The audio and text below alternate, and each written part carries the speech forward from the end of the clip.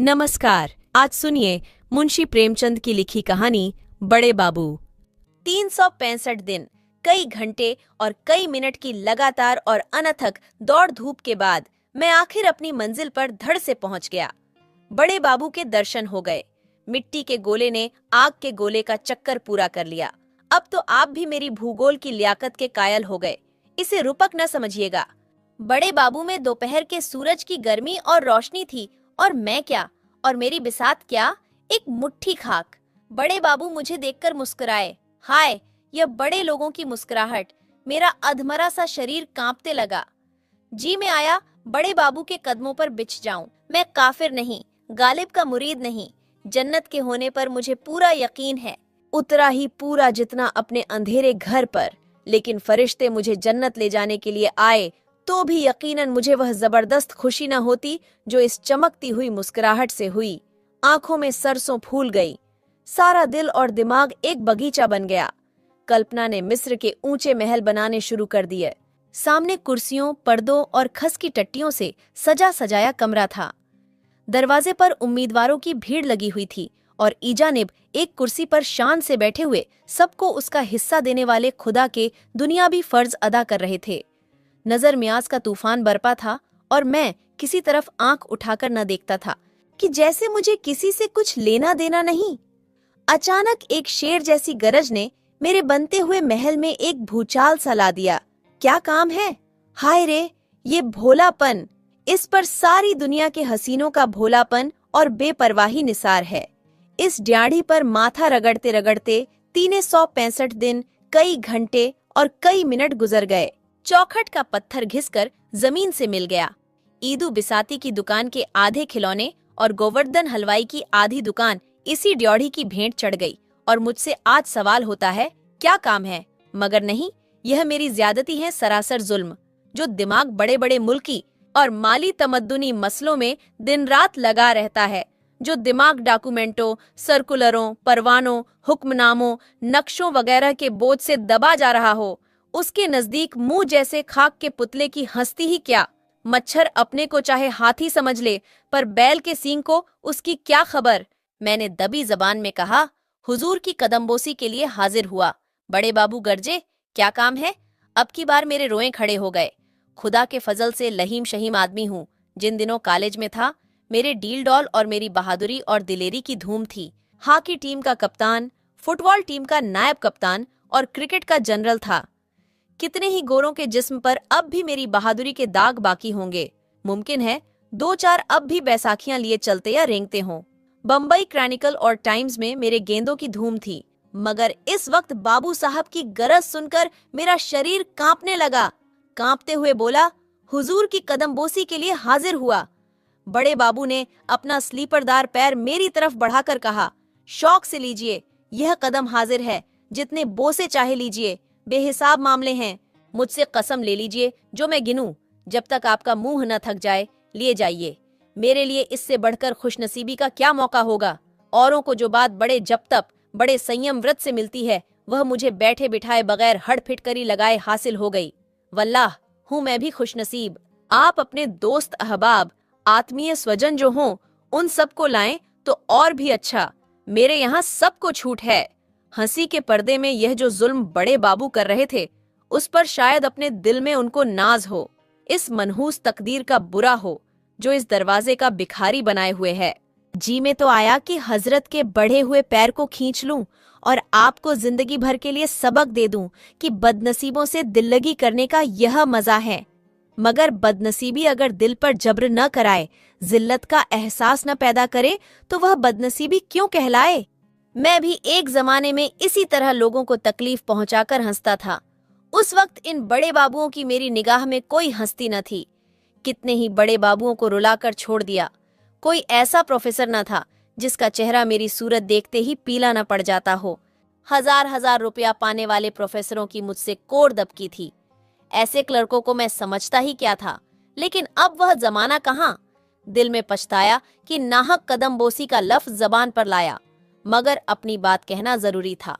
मैं पक्का इरादा करके आया था कि उस ड्योढ़ी से आज कुछ लेकर ही उठूंगा। मेरे धीरज और बड़े बाबू के इस तरह जानबूझकर अनजान बनने में रस्साकशी थी। दबी जबान से बोला, हुजूर, ग्रेजुएट हूँ। शुक्र है, हजार शुक्र हैं। बड़े बाबू हंसे, जैसे हांडी उबल पड़ी हो। वह गरज और वह करख्त आवाज न थी। मेरा माथा रगड़ना आखिर कहाँ तक असर न करता। शायद असर को मेरी दुआ से दुश्मनी नहीं। मेरे कान बड़ी बेकरारी से वे लफ्ज सुनने के लिए बेचैन हो रहे थे जिनसे मेरी रूह को खुशी होगी। मगर आह, जितनी मायूसी इन कानों को हुई है उतनी शायद पहाड़ खोदने वाले फरहाद को भी न हुई होगी। वह मुस्कुराहट न थी, मेरी तकदीर की हंसी थी। हुजूर ने फरमाया, बड़ी खुशी की बात है। मुल्क और कौम के लिए इससे ज्यादा खुशी की बात और क्या हो सकती है। मेरी दिल्ली तमन्ना है, मुल्क का हर एक नौजवान ग्रेजुएट हो जाए। ये ग्रेजुएट जिंदगी के जिस मैदान में जाए उस मैदान को तरक्की ही देगा। मुल्की, माली, तमद्दुनी, मजहबी गरज की हर एक किस्म की तहरीक का जन्म और तरक्की ग्रेजुएटों ही पर मुनहसर है। अगर मुल्क में ग्रेजुएटों का यह अफसोसनाक अकाल न होता तो असहयोग की तहरीक क्यों इतनी जल्दी मुर्दा हो जाती। क्यों बने हुए रंगे सियार, दगाबाज, जरपस्त लीडरों को डाकेजनी के ऐसे मौके मिलते। तबलीग क्यों मुबल्लिगे अलैहिस्सलाम की इल्लत बनती। ग्रेजुएट में सच और झूठ की परख, निगाह का फैलाव और जांचने तोलने की काबिलियत होना जरूरी बात है। मेरी आंखें तो ग्रेजुएटों को देखकर नशे के दर्जे तक खुशी से भर उठती हैं। आप भी खुदा के फजल से अपनी कस्म की बहुत अच्छी मिसाल हैं, बिल्कुल अप टू डेट। ये शेरवानी तो बरकत एंड को की दुकान की सिली हुई होगी। जूते भी डासन के हैं। क्यों ना हो, आप लोगों ने कौम की जिंदगी के मय्यार को बहुत ऊंचा बना दिया है और अब वह बहुत जल्द अपनी मंजिल पर पहुंचेगी। ब्लैकबर्ड पेन भी है, वेस्ट एंड की रिस्ट वॉच भी है। बेशक अब कौमी बेड़े को ख्वाजा खिजर की जरूरत भी नहीं, वह उनकी मिन्नत न करेगा। हाय तकदीर और वाय तकदीर, अगर जानता कि यह शेरवानी और फाउंटेन पेन और रिस्टवाज यूं मजाक का निशाना बनेगी तो दोस्तों का एहसान क्यों लेता। ब्लैकबर्ड पेन भी है, वेस्ट एंड की रिस्ट वॉच भी है। बेशक अब कौमी बेड़े को ख्वाजा खिजर की जरूरत भी नहीं, वह उनकी मिन्नत न करेगा। हाय तकदीर और वाय तकदीर, अगर जानता कि यह शेरवानी और फाउंटेन पेन और रिस्टवाज यूं मजाक का निशाना बनेगी तो दोस्तों का एहसान क्यों लेता। लंबे लंबे बाल कंधों पर बिखेरे, सुनहरा अमामा सर पर बांका तिरछा शान से बांधे, संदली रंग का नीचा कुर्ता पहने कमरे में आ पहुंचते हैं तो मजबूर होकर उनकी इज्जत करनी पड़ती है और उनकी पाकीज़गी के बारे में हजारों शुबह पैदा होने पर भी छोटी छोटी रकम जो उनकी नजर की जाती है वह 1 दर्जन भिखारियों को अच्छा खाना खिलाने के सामान इकट्ठा कर देती। पुरानी मसल है, भेस से ही भीख मिलती है, पर आज यह बात गलत साबित हो गई। अब बीवी साहिबा की वह तंबीह याद आई जो उसने चलते वक्त दी थी। क्यों बेकार अपनी बेइज्जती कराने जा रहे हो। वह साफ समझेंगे कि यह मांगे जांचे का ठाठ है। ऐसे रईस होते तो मेरे दरवाजे पर आते क्यों। उस वक्त मैंने इस तंबीह को बीवी की कमनिगाह और उसका गमवारपन समझा था, पर अब मालूम हुआ कि गमवारिने भी कभी कभी सूझ की बातें कहते हैं, मगर अब पछताना बेकार है। मैंने आजिजी से कहा, हुजूर कहीं मेरी भी परवरिश फरमाएं। बड़े बाबू ने मेरी तरफ इस अंदाज से देखा जैसे मैं किसी दूसरी दुनिया का कोई जानवर हूँ और बहुत दिलासा देने के लहजे में बोले, आपकी परवरिश खुदा करेगा, वही सबका रज्जाक है। दुनिया जब से शुरू हुई तब से तमाम शायर, हकीम और औलिया यही सिखाते आए हैं कि खुदा पर भरोसा रख, और हम हैं कि उनकी हिदायत को भूल जाते हैं। लेकिन खैर, मैं आपको नेक सलाह देने में कंजूसी न करूंगा। आप एक अखबार निकाल लीजिए। यकीन मानिए इसके लिए बहुत ज्यादा पढ़े लिखे होने की जरूरत नहीं, और आप तो खुदा के फजल से ग्रेजुएट हैं। स्वादिष्ट तिलाओं और स्तंभन बटियों के नुस्खे लिखिए। तिब्बे अकबर में आपको हजारों नुस्खे मिलेंगे। लाइब्रेरी जाकर नकल कर लाइए और अखबार में नए नाम से छापिए। कोक शास्त्र तो आपने पढ़ा ही होगा, अगर न पढ़ा हो तो एक बार पढ़ जाइए और अपने अखबार में शादी के मर्जों के तरीके लिखिए। कामेंद्रिय के नाम जितने ज्यादा आ सकें बेहतर है। फिर देखिए कैसे डॉक्टर और प्रोफेसर और डिप्टी कलेक्टर आपके भक्त हो जाते हैं। इसका ख्याल रहे कि यह काम हकीमाना अंदाज से किया जाए। व्यापारी और हकीमाना अंदाज में थोड़ा फर्क है। व्यापारी सिर्फ अपनी दवाओं की तारीफ करता है, हकीम परिभाषाओं और सूक्तियों को खोलकर अपने लेखों को इल्मी रंग देता है। व्यापारी की तारीफ से लोग चिढ़ते हैं, हकीम की तारीफ भरोसा दिलाने वाली होती है। अगर इस मामले में कुछ समझने बूझने की जरूरत हो तो रिसाला दरवेश हाजिर हैं। अगर इस काम में आपको कुछ दिक्कत मालूम होती हो तो स्वामी श्रद्धानंद की खिदमत में जाकर शुद्धि पर आमादगी जाहिर कीजिए, फिर देखिए आपकी कितनी खातिर तवाज़ुन होती है। इतना समझाए देता हूँ कि शुद्धि के लिए फौरन तैयार न हो जाइएगा। पहले दिन तो 2-4 हिंदू धर्म की किताबें मांग लाइएगा, 1 हफ्ते के बाद जाकर कुछ ऐतराज कीजिएगा, मगर ऐतराज ऐसे हो जिनका जवाब आसानी से दिया जा सके। इससे स्वामी जी को आपकी छानबीन और जानने की ख्वाहिश का यकीन हो जाएगा। बस आपकी चांदी है। आप इसके बाद इस्लाम की मुखालिफत पर 2-1 मजमून या मजमूनों का सिलसिला किसी हिंदू रिसाले में लिख देंगे तो आपकी जिंदगी और रोटी का मसला हल हो जाएगा। इससे भी सरल एक नुस्खा है, तबलीगी मिशन में शरीक हो जाइए। किसी हिंदू औरत, खासकर नौजवान बेवा, पर डोरे डालिए। आपको यह देखकर हैरत होगी कि वह कितनी आसानी से आपसे मोहब्बत करने लग जाती है। आप उसकी अंधेरी जिंदगी के लिए एक मशाल साबित होंगे। वह उज नहीं करती, शौक से इस्लाम कबूल कर लेगी। बस अब आप शहीदों में दाखिल हो गए। अगर जरा एहतियात से काम करते रहें तो आपकी जिंदगी बड़े चैन से गुजरेगी। एक ही खेवे में दीनों दुनिया दोनों ही पार हैं। जनाब, लीडर बन जाएंगे वल्लाह। 1 हफ्ते में आपका शुमार नामी गरामी लोगों में होने लगेगा, दीन के सच्चे पैरोकार। हजारों सीधे सादे मुसलमान आपको दीन की डूबती हुई किश्ती का मल्लाह समझेंगे। फिर खुदा के सिवा और किसी को खबर न होगी कि आपके हाथ क्या आता है और वह कहाँ जाता है, और खुदा कभी राज नहीं खोला करता, यह आप जानते ही हैं। ताज्जुब है कि इन मौकों पर आपकी निगाह क्यों नहीं जाती। मैं तो बुढ़ा हो गया और अब कोई नया काम नहीं सीख सकता, वरना इस वक्त लीडरों का लीडर होता। इस आग की लपट जैसे मजाक ने जिस्म में शोले पैदा कर दिए। आंखों से चिंगारियां निकलने लगीं। धीरज हाथ से छूटा जा रहा था, मगर कहरे दरवेश बर जाने दरवेश के मुताबिक सर झुकाकर खड़ा रहा। जितनी दलीलें दिमाग में कई दिनों से चुन चुन कर रखी थीं, सब धरी रह गईं। बहुत सोचने पर भी कोई नया पहलू ध्यान में न आया। यूं खुदा के फजल से बेवकूफ या कुंद जहन नहीं हूं, अच्छा दिमाग पाया है।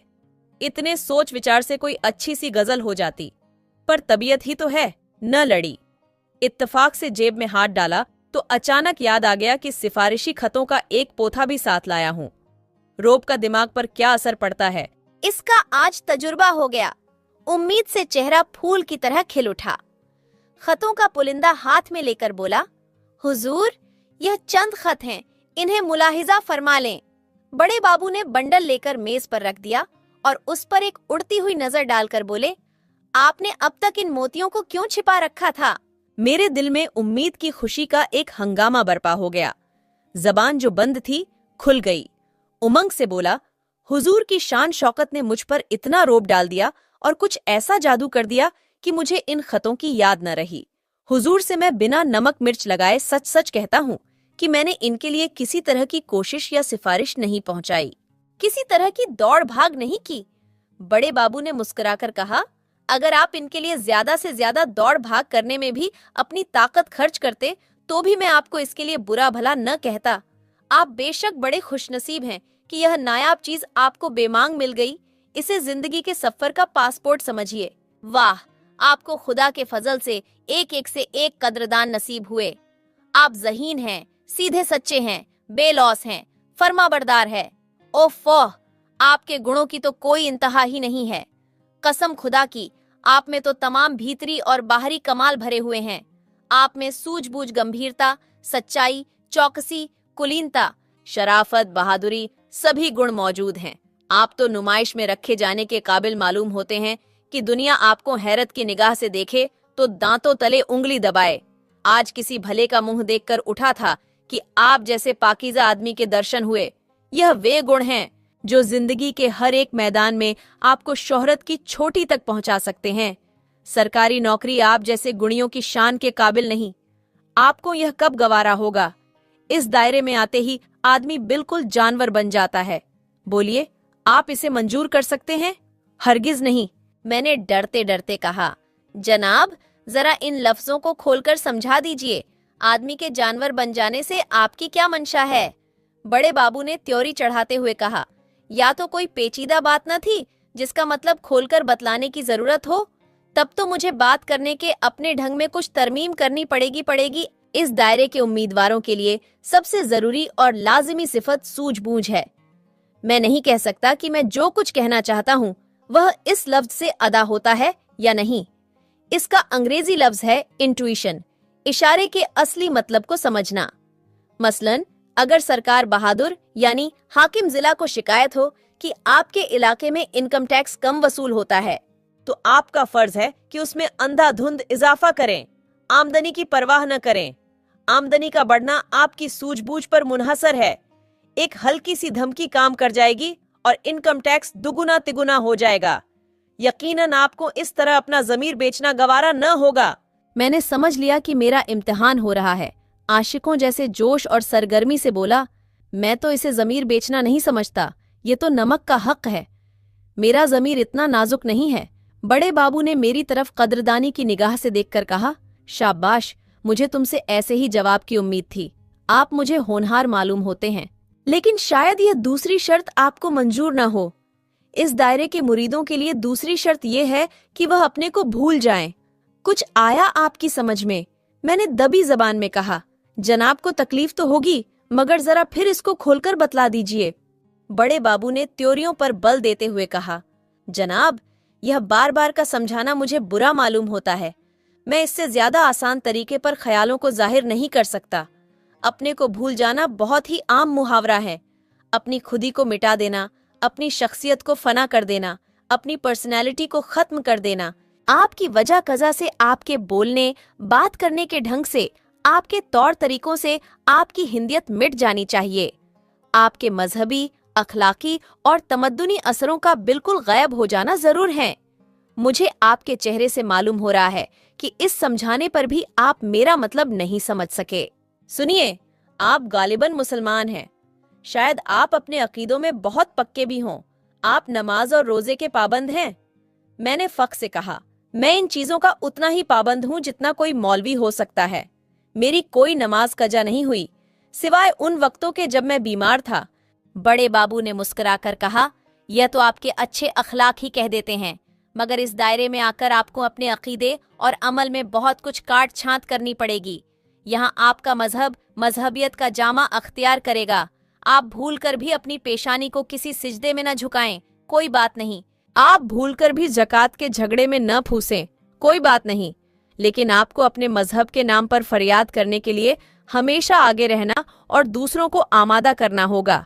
अगर आपके जिले में 2 डिप्टी कलेक्टर हिंदू हैं और मुसलमान सिर्फ 1, तो आपका फर्ज होगा कि हिज एक्सेलेंसी गवर्नर की खिदमत में एक डेपुटेशन भेजने के लिए कौम के रईसों में आमादा करें। अगर आपको मालूम हो कि किसी म्यूनिसिपैलिटी ने कसाईयों को शहर से बाहर दुकान रखने की तजवीज पास कर दी है, तो आपका फर्ज होगा कि कौम के चौधरियों को उस म्यूनिसिपैलिटी का सिर तोड़ने के लिए तहरीक करें। आपको सोते जागते, उठते बैठते जात पौत का राग अलापना चाहिए।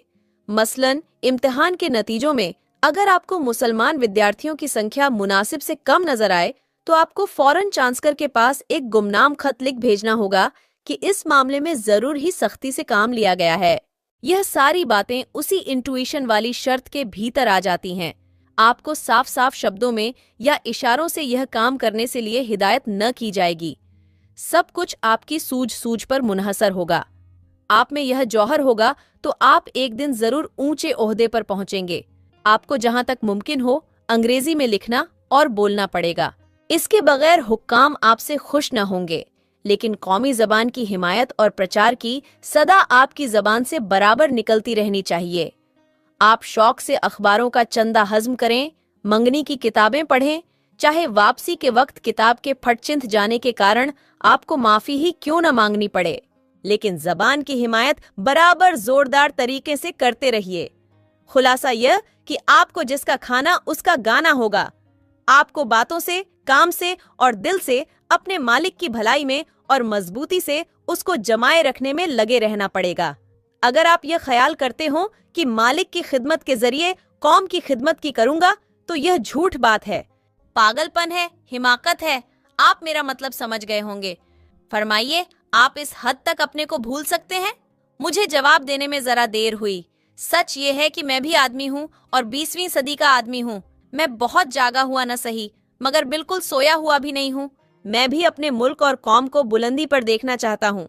मैंने तारीख पढ़ी है और उससे इसी नतीजे पर पहुंचा हूँ कि मजहब दुनिया में सिर्फ एक है और उसका नाम है दर्द। मजहब की मौजूदा सूरत धड़ेबंदी के सिवाय और कोई हैसियत नहीं रखती। खतने या छोटी से कोई बदल नहीं जाता। पूजा के लिए कलिसा, मस्जिद, मंदिर की मैं बिल्कुल जरूरत नहीं समझता। हाँ, यह मानता हूँ कि घमंड और खुदगर्जी को दबाए रखने के लिए कुछ करना जरूरी है। इसलिए नहीं कि उससे मुझे जन्नत मिलेगी या मेरी मुक्ति होगी, बल्कि सिर्फ इसलिए कि मुझे दूसरों के हक छीनने से नफरत होगी। मुझ में खुद ही का खासा झूठ मौजूद है। यूं अपनी खुशी से कहिए तो आपकी जूतियों सीधी करूं, लेकिन हुकूमत की बर्दाश्त नहीं। महकूम बनना शर्मनाक समझता हूं। किसी गरीब को जुल्म का शिकार होते देखकर मेरे खून में गर्मी पैदा हो जाती है। किसी से दबकर रहने से मर जाना बेहतर समझता हूं, लेकिन ख्याल हालतों पर तो फतह नहीं पा सकता। रोजी फिक्र तो सबसे बड़ी। इतने दिनों के बाद बड़े बाबू की निगाहें करम को अपनी ओर मुड़ता देखकर मैं इसके सिवा कि अपना सिर झुका दूं, दूसरा कर ही क्या सकता था। बोला, जनाब, मेरी तरफ से भरोसा रखें। मालिक की खिदमत में अपनी तरफ से कुछ उठा न रखूंगा। गैरत को फना कर देना होगा। मंजूर। शराफत के जज्बों को उठाकर ताक पर रख देना होगा। मंजूर। मुखबिरी करनी पड़ेगी। मंजूर। तो बिस्मिल्लाह, कल से आपका नाम उम्मीदवारों की फहरिस्त में लिख दिया जाएगा। मैंने सोचा था कल से कोई जगह मिल जाएगी। इतनी जिल्लत कबूल करने के बाद रोजी की फिक्र से तो आजाद हो जाऊंगा। अब यह हकीकत खुली, बरबस मुंह से निकला। और जगह कब तक मिलेगी? बड़े बाबू हंसे, वही दिल दुखाने वाली हंसी जिसमें तौहीन का पहलू खास था। जनाब, मैं कोई ज्योतिषी नहीं, कोई फकीर दरवेश नहीं। बेहतर है इस सवाल का जवाब आप किसी औलिया से पूछें। दस्तरखान बिछा देना मेरा काम है। खाना आएगा और वह आपके हलक में जाएगा। यह पेशीन गोई मैं नहीं कर सकता। मैंने मायूसी के साथ कहा, मैं तो इससे बड़ी इनायत का मुंतजिर था। बड़े बाबू कुर्सी से उठकर बोले, कसम खुदा की, आप परले दर्जे के कूड़मग्ज आदमी हैं। आपके दिमाग में भूसा भरा है। दस्तरखान का आ जाना आप कोई छोटी बात समझते हैं। इंतजार का मजा आपकी निगाह में कोई चीज ही नहीं।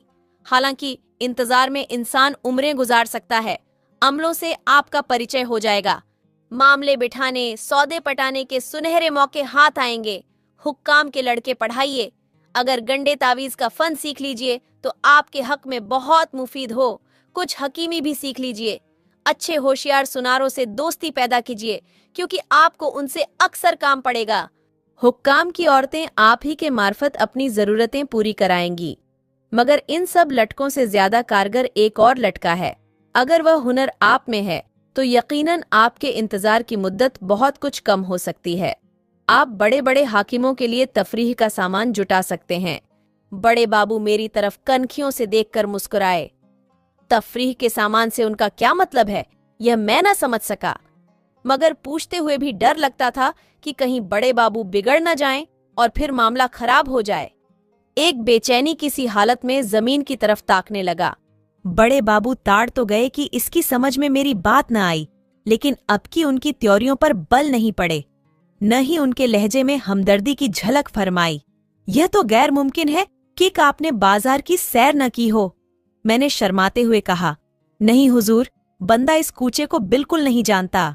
बड़े बाबू, तो आपको इस कूचे की खाक छाननी पड़ेगी। हाकिम भी आंख कान रखते हैं।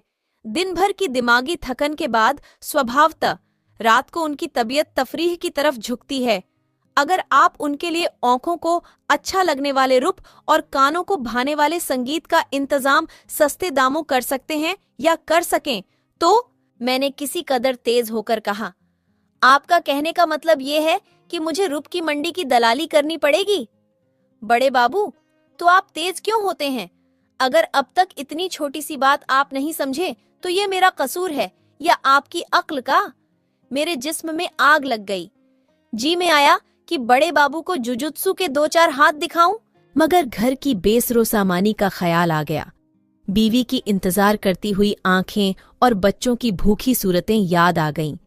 जिल्लत का एक दरिया हल्का से नीचे ढकेलते हुए बोला, जी नहीं, मैं तेज नहीं हुआ था। ऐसी बेअदबी मुझसे नहीं हो सकती। जरूरत ने मेरी गैरत को मिटा दिया है। आप मेरा नाम उम्मीदवारों में दर्ज कर दें। हालात मुझसे जो कुछ कराएंगे वह सब करूंगा और मरते दम तक आपका एहसानमंद रहूंगा। आप सुन रहे थे मुंशी प्रेमचंद की लिखी कहानी बड़े बाबू।